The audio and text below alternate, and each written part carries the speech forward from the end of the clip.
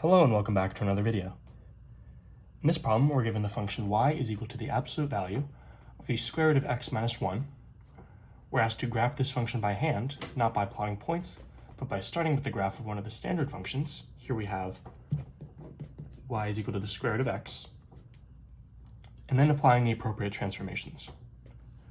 So we have two transformations here. We have the square root of x minus 1. What does that mean? That means we are going to shift 1 unit. The shifting, the subtraction, is being done outside of the square root of x. It's being outside of the function. Therefore, it is vertically. And it's subtraction, so it's 1 unit down. And then we just take the absolute value of the function.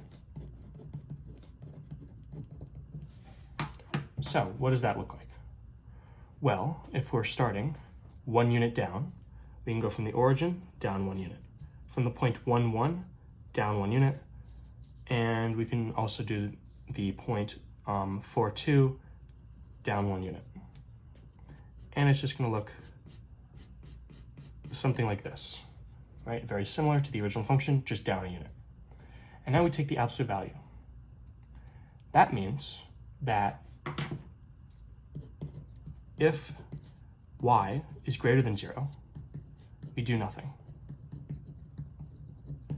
Or if y is equal to 0, we do nothing.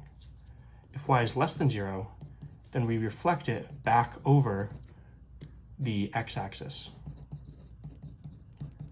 Because it's negative and we need to make it positive, and we do that by reflecting.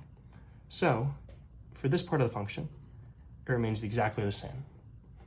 And then this little bit right here where it's negative, we reflect it positive. And now we can erase the pencil of the intermediate function, and we are just left with the new function y is equal to the absolute value of the square root of x minus 1.